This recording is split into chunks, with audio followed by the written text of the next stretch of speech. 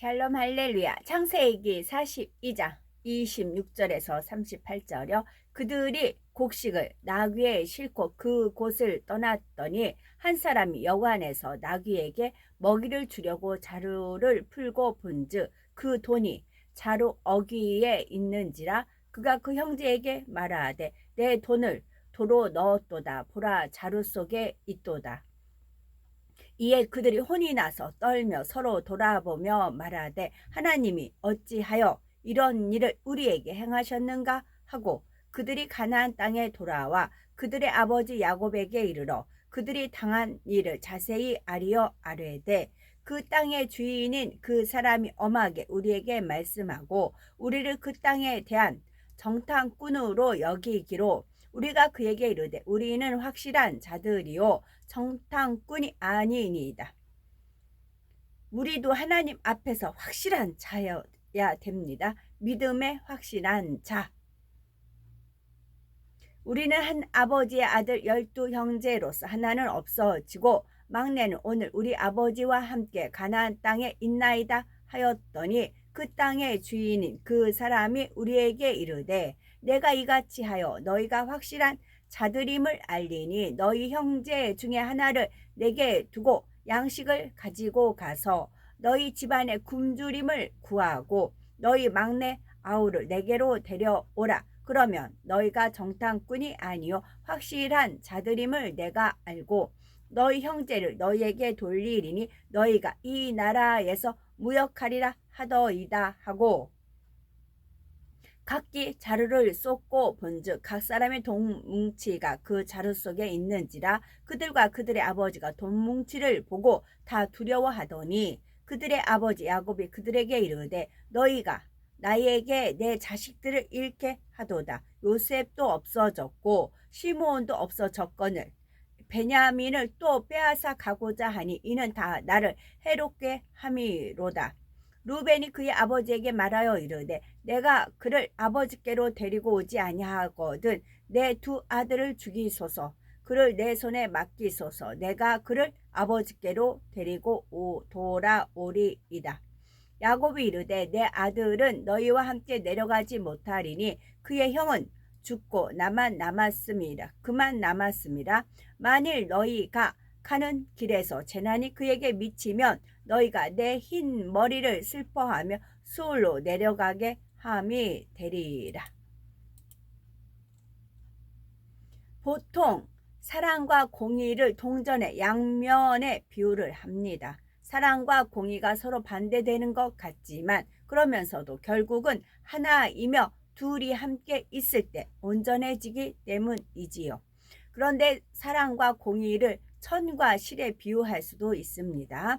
하나의 천을 사랑이라고 할 때 그 천을 구성하는 하나하나의 실이 공의이지요. 천을 멀리서 볼 때는 잘 안 보이지만 가까이에서 살펴보게 되면 한 올 한 올의 실들이 일정한 규칙을 가지고 짜여지면서 하나의 천을 이루고 있듯이 사랑도 자세히 그 속을 들여다보면 수많은 공의의 법칙들이 정확하게 맞물려서 결국은 온전한 사랑을 이루고 있다는 사실입니다. 그러므로 온전한 사랑을 이루기 위해서는 사랑을 이루고 있는 공의의 법칙들에 대해서도 정확히 깨닫고 알아야 하지요. 영의 훈련을 하려면 공의라는 차원에 대해서 더 깊이 알게 될수록 그렇지 않은 경우들이 있음을 체험하고요.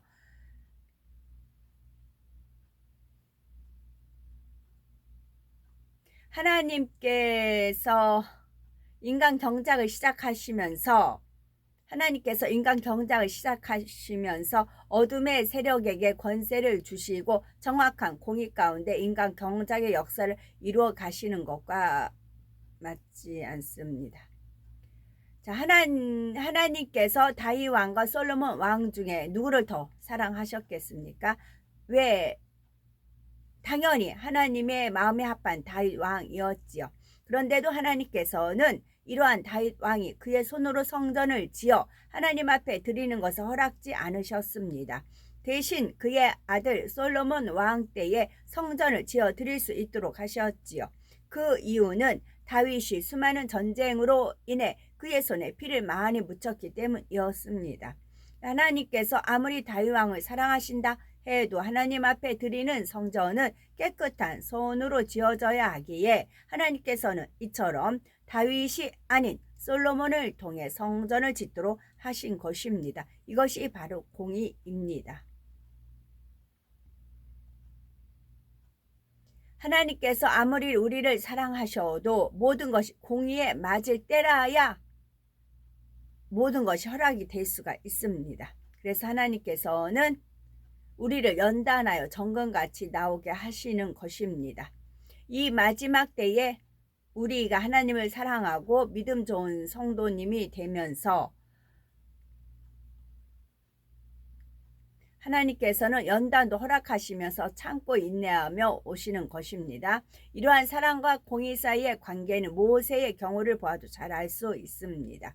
모세는 하나님의 사랑을 지극히 받는 사람이었고 하나님께서 친히 대면하여 말씀하실 정도로 하나님 앞에 합당하고 온전한 사람이었습니다.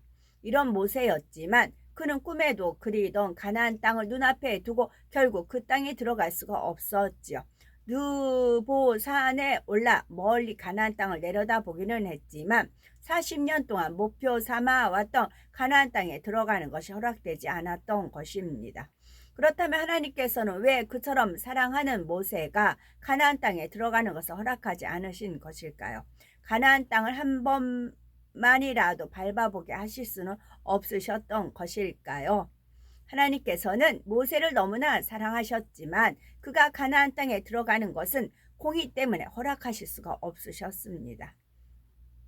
신명기 4장 21절에 보면 모세 선지자가 이스라엘 백성들에게 이르기를 여호와께서 너희로 인하여 내게 진노하사 나로 요단을 건너지 못하며 네 하나님 여호와께서 네게 기업으로 주신 그 아름다운 땅에 들어가지 못하리라 하리라고 맹세하셨은즉이라 말하고 있습니다. 모세는 출애굽의 인도자로서 그만한 책임이 있었고 대표성을 띠고 있었지요. 따라서 모세 개인적으로는 아무런 흠과 티가 없다 해도 모세에게는 전체 백성을 대신하여 그들의 죄와 허물을 져야 하는 책임이 있었습니다. 그래서 출애굽 1세대 중 20세 이상인 자 중에는 오직 여호수아와 갈렙만 가나안 땅에 들어갈 것이라 말씀하신 대로 모세 역시 백성들로 인해 책임을 함께 지고 가나안 땅에 들어갈 수가 없었던 것입니다. 이처럼 아무리 사랑이 있다 해도 반드시 공의 안에서 이루어질 수가 있는 것입니다. 다만 공의를 뛰어넘는 사랑의 차원이 있는데 이 역시 무조건 공의를 어기면서까지 사랑을 베푸시는 의미는 아닙니다. 베푸신다는 의미는 아닙니다.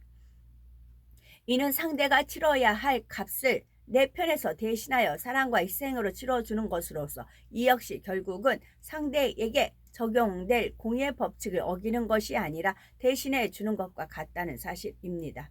예를 들면 가족 중에 한 사람이 하나님 앞에 너무나 큰 죄의 담이 있다고 할 때 다른 가족이 정말 중심에서 우러나오는 사랑으로 대신 하나님의 마음을 감동시키므로 하나님께서 다른 가족들의 믿음과 사랑을 보시고 공의를 넘어선 사랑과 공의를 베푸시는 경우이지요. 그러므로 사랑과 공의는 결국 하나로 연결되며 상호 보완적인 관계에 있다는 사실입니다. 우리에게 자녀가 있는데 그 자녀가 어떤 잘못을 했다고 할 때 때로는 그냥 모른 척하고 은혜로 넘어가줘야 할 것도 있겠지만 어떤 것은 아이를 생각해서라도 반드시 짚고 넘어가야 할 것도 있습니다. 사랑한다 해서 무조건 은혜로 넘어가 줬다가는 자칫 아이에게 비진리가 심겨져서 잘못된 길로 나갈 수가 있기 때문이지요. 그러므로 아이 스스로 깨닫고 돌이킬 기회를 주되 그래도 깨닫지 못할 때는 징계해서라도 정확히 진리를 분별하도록 깨우쳐 주어야 합니다. 이는 하나님 앞에서도 마찬가지입니다. 우리의 자녀가 하나님 앞에 커다란 죄의 담을 쌓고 있는데 그것을 알면서도 그냥 놔둔다면 그것이 과연 자녀를 사랑하는 것이겠는지요. 어떻게든 자녀가 하나님 앞에서 회개하고 돌이켜 막힌 죄의 담을 헐고 새롭게 신앙생활에 나갈 수 있도록 도와주어야 합니다. 그것이 참된 사랑이며 자녀를 위한 길이기도 하지요. 오늘 본문의 요셉도 바로 이러한 이유에서 지금 형들에게 회개의 기회를 주고 있는 것입니다. 요셉은 지금 당장이라도 형들의 지난 잘못을 다 용서하고 형들을 반갑게 맞이하고 싶은 마음이지만 그렇게 하는 것은 정에 이끌리는 것이지 진정 형들을 위한 길은 아니었습니다. 정말로 형들을 위한다면 형들이 하나님 앞에 지은 죄에 대해 스스로 깨닫고 돌이키도록 도와주어야 하지요. 물론 형들이 요셉을 종으로 판 것은 요셉에게 행한 죄였지만 그들은 동시에 아버지 야곱도 속였고 더 나아가 하나님 앞에서도 큰 죄를 지은 것이었습니다. 시기 질투로 인해 형제를 종으로 판 것은 하나님을 믿는 사람으로서 당연히 하나님 앞에 큰 죄일 뿐만이 아니라 더욱이 요셉의 형들은 하나님께서 요셉에게 주신 꿈을 무시하고 만울히 여겼지요. 그들이 처음에 요셉을 죽이려고 마음먹었을 때 그들은 이처럼 요셉을 죽이고 나면 과연 그 꿈이 어떻게 되는 것을 우리가 볼 것이니라 했던 것입니다. 이는 요셉이 자신들에게 말했던 꿈의 내용을 비웃고 있는 것이지요. 다시 말해 자신들이 지금 요셉을 죽일 것인데 그렇게 되면 요셉이 말하던 꿈의 내용, 즉 자신들의 단이 요셉에게 절하고 11별이 요셉에게 절했다는 요셉의 꿈이 어떻게 이루어지겠느냐는 의미이지요. 이제 그 꿈은 결코 이루어질 수 없을 것이라고 비아냥거리고 있는 것입니다. 아버지 야곱은 요셉의 꿈을 마음에 두었지만 요셉의 형들은 이처럼 하나님께서 주신 꿈을 인정하지도 않았고 오히려 무시했던 것입니다. 그러니 야곱의 아들들이 장차 선민 이스라엘을 이룰 기초석이 되기 위해서는 바로 이러한 죄의 담들을 헐어야 했습니다. 그냥 이 상태에서 모든 것을 덮고 그들을 통해 이스라엘 민족을 이룰 수는 없지요. 그래서 하나님께서는 바로 요셉을 주관하셔서 형들을 공경에 빠지게 만들므로 그들이 지난날의 잘못을 떠올리고 깨달아 깊이 회개하고 돌이킬 수 있는 기회를 허락해 가고 계시다는 사실입니다. 먼저는 형들은 정탐으로 몰아서 그들 중에 한 사람만 고향으로 돌아가 그곳에 있는 막내 베냐민을 데리고 오라 하지요. 그러면서 그것만이 자신들이 정탐이 아니라는 사실을 증명할 수 있는 방법이라 말합니다. 아버지 야곱이 동생 베냐민을 얼마나 애지중지하고 있는지를 잘 아는 형들의 입장에서는 그것이 쉽지 않은 일이었지요. 요셉도 그것을 알고 있었지만 이렇게 어려운 제안을 한 후에 형들을 3일 동안 가두어 둡니다. 형들은 이렇게 3일 동안 갇혀 있으면서 자신들을 돌아볼 수 있는 시간을 갖게 되지요. 또한 애굽 총리의 말이 결코 허튼 소리가 아니라 자신들의 동생 베냐민을 데리고 오지 않으면 그의 말대로 자신들은 영락 없이 정탐으로 몰릴 수밖에 없는 처짐을 절감하게 됩니다. 이렇게 형들이 잔뜩 번민하고 있을 때 요셉이 다시 형들을 불러 그들 중에 한 사람만 남기고 나머지는 양식을 가지고 고향으로 돌아가 남은 가족들의 주림을 구하고 나서 막내 베냐민을 데리고 다시 오라 말하죠. 이번에는 한 사람만 남기고 나머지는 고향으로 가라는 것입니다. 형들의 입장에서는 한 사람만 남겨야 한다고 하는 이 사실에 오히려 더 마음을 괴롭게 했지요. 상황이 이쯤 되자 마침내 형들은 지난날의 잘못을 고백하기 시작합니다. 서로 말하기를 우리가 아우의 일로 인하여 범죄하였도다. 그가 우리에게 애걸할 때에 그 마음의 괴로움을 보고도 듣지 아니하였으므로 이 괴로움이 우리에게 임하도다 했지요. 특히 장자 루벤은 나머지 형제들에게 내가 너희더러 이 아이에게 득죄하지 말라 하지 아니하였느냐. 그래도 너희가 듣지 아니하였느니라. 그러므로 그의 핏값을 내게 되었도다 말합니다. 그렇지만 아직은 온전한 회개가 아니었습니다. 더욱이 루벤은 자신의 탓보다는 나머지 형제들에게 탓을 돌리고 있지요. 진정 낮아진 마음에서 돌이켰다고 볼 수 없습니다. 그런데 사실 루벤의 말만 놓고 본다면 그의 말은 맞는 것이죠. 질서상 루벤은 가장 머리입니다. 그러므로 나머지 형제들이 질서에 순종하는 마음을 가진 사람이었다면 당연히 장자 루벤의 말을 들었어야 합니다. 루벤의 말이 선한 것이었고 질서에 순종하는 것이 옳은 것이니까요. 그러나 나머지 형제들은 루벤의 말을 듣지 않았습니다. 물론 순종도 당연히 진리 안에서 해야 하지만 이처럼 질서를 쫓아 세워진 권세에 순종하지 않았을 때는 연단이 따를 수 있지요. 더욱이 질서에 따르지 않고 진리에서도 벗어나는 일을 했다면 거기에는 보응이 따르게 되는 것이고요. 그러므로 우리도 세워진 질서를 쫓아 권세 앞에 순종하는 것이 중요하다는 사실을 꼭 명심해야 합니다. 형들이 이처럼 지난날의 잘못을 후회하고 자신들의 잘못을 인정하는 것을 요셉은 감정이 복받쳐 올랐지만 이를 절제하고 다음 단계의 조치를 취해 갑니다. 형제 중 시몬을 취하여 결박한 후 나머지는 곡물을 주어 고향으로 돌려보내지요. 그런데 요셉은 이때 그들의 곡물값을 치른 돈을 일부러 곡물 자루에 몰래 다시 넣게 합니다. 이제 요셉의 형들은 값도 치르지 않고 곡물까지 훔쳐간 사람들이 되고 말았지요.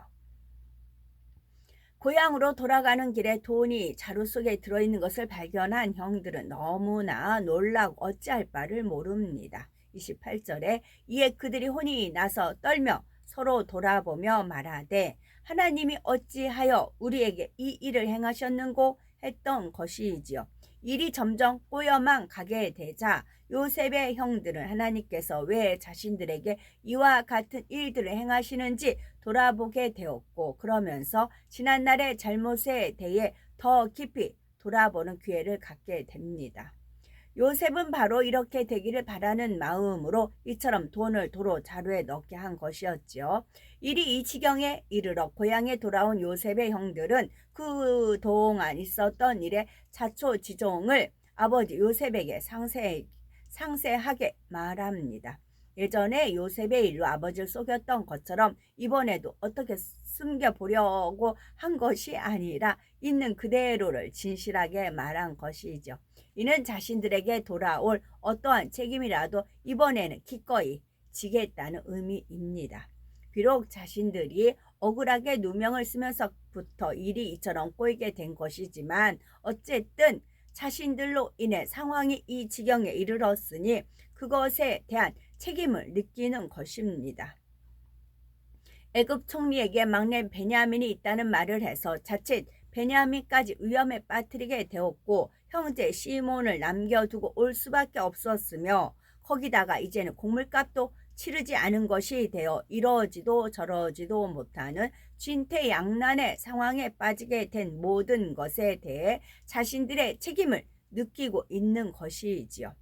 그들이 만약 이번에도 아버지를 속여서 이 상황을 모면해 보고자 했다면 얼마든지 또다시 거짓말을 할 수가 있습니다. 시므온은 강도를 만나 죽였다고 한다거나 애굽에서 억울하게 누명을 쓰고 잡혔다가 겨우 도망쳐 왔다고 한다든지 두 번 다시 애굽으로 가야 하는 일은 생기지 않도록 할 수도 있었지요. 지금 상황에서는 베냐민을 데리고 애굽으로 갈 수 있을 것이라는 확신도 없고 설령 베냐민을 데리고 간다 해도 이번에는 곡물을 훔친 도둑으로 몰릴 수 있는 저지인이 이러한 사실을 뻔히 알면서 애굽으로 다시 간다는 것은 그 자신들의 생명을 보장할 수 없는 상황이기 때문입니다. 그럼에도 요셉의 형들은 야곱에게 모든 상황을 솔직히 이야기했으며 다시 돌아가서 어떻게든 시몬도 구해보려 했죠. 특히 장자 루벤은 아버지 야곱에게 내가 그를 즉 베냐민을 아버지께로 데리고 오지 아니하거든 나의 두 아들을 죽이소서 그를 내 손에 맡기소서 내가 그를 아버지께로 데리고 돌아오리이다 말하고 있습니다. 일단 베냐민을 내어주면 그를 데리고 가서 시몬을 구해오고 베냐민도 무사히 아버지의 곁으로 데려오겠다는 말이지요. 그렇지 않을 때는 자신의 두 아들들을 죽여도 좋다는 것입니다. 이처럼 루벤은 자기 아들들의 생명을 담보로 해서라도 아버지가 그처럼 아끼는 아들 베냐민만은 반드시 데리고 오겠다고 다짐하는 것이지요. 이 말에는 참 많은 의미가 담겨 있습니다. 자신들이 예전에 아버지가 그처럼 아끼던 요셉을 종으로 팔아버렸던 것, 그리고 마치 요셉이 죽은 것처럼 아버지를 속였던 것, 그래서 아버지의 마음을 아프게 했던 것, 이 모든 것에 대한 회개의 의미가 담겨 있지요. 요셉의 형들의 말을 들은 야곱이 너희가 나로 나의 자식들을 잃게 하도다. 요셉도 없어졌고 시몬도 없어졌거늘 베냐민을 또 빼앗아가 가고자 하니 이는 다 나를 해롭게 함이로다 하며 슬피 한탄하는 것을 본 형제들은 더욱 지난날의 일들을 깊이 돌아보며 회개할 수 있는 심령이 되었던 것입니다. 그것이 진심이었기에 루벤의 경우는 자신의 두 아들들의 생명까지 담보하며 어떠한 경우에도 이제 다시는 아버지의 야곱의 마음을 아프게 하지 않겠다고 다짐을 하고 있는 것이죠. 이처럼 요셉의 형들은 지난날의 잘못에 대해 물론 앞으로 요셉 앞에도 회개를 하게 되지만 이와 같이 마음에 심히 고통을 받으며 번민하면서 그만한 보응을 받아가고 있었던 것입니다. 그리고 마침내 요셉의 용서를 통해 비로소 그들은 지난날의 잘못에 대해 깨끗함을 받지요. 이렇게 깨끗함을 받은 후에야 하나님께서는 야곱과 그의 가족들을 애굽으로 인도하여 들이셔서 이스라엘 민족을 이루는 초석을 삼으십니다. 지난날에 허물된 것들을 깨끗이 정리하고 나서 새로운 출발과 함께 축복해 주시더라는 말이죠. 축복이 오는 것도 결국은 공의에 맞아야 합니다. 무조건 기도하며 바라만 본다고 해서 축복이 오는 것은 아닙니다. 혹여 막힌 담이 있다면 아무리 기도한다 해도 축복이 올 수 없습니다. 그래서 하나님께서는 축복을 주시기 위해 먼저는 연단하셔서 그 담을 헐게 하신 후에 축복을 내려주시게 되지요. 그러므로 이런 경우는 연단을 주시는 것도 바로 사랑하시기 때문입니다. 사랑하시기 때문에 축복을 주셔야겠는데 공의의 법칙을 어길 수는 없기에 연단을 허락하셔서 죄의 담을 헐게 한 후에 공의에 맞추어 축복을 주시려는 것이죠. 이러한 사실을 깨닫는다면 하나님께서 우리에게 연단을 허락하셔서 자신을 돌아보게 하시고 지난날의 죄와 허물된 것까지 깨달아 회개할 수 있게 하시는 것이 얼마나 감사한 일인지요. 그런데 공의의 법칙은 축복받기 위해서는 반드시 심어야 함을 말씀하십니다. 죄의 담도 없고 마음껏 축복 주실 수 있는 충분한 환경 가운데 있다 해도 심지 않으면 열매를 거두게 하실 수가 없습니다. 그리고 이렇게 심었으며 끝까지 믿고 바라며 구해야 하는 것입니다. 이것이 바로 공의 가운데 누구나 응답받고 축복받을 수 있는 방법입니다. 이러한 공의 법칙에 따른 축복의 비결을 들으셨으니 이제는 우리는 꼭 믿고 행하셔서 아버지 하나님의 사랑과 축복을 마음껏 받아 누리는 우리가 되셔야 되겠습니다. 아멘.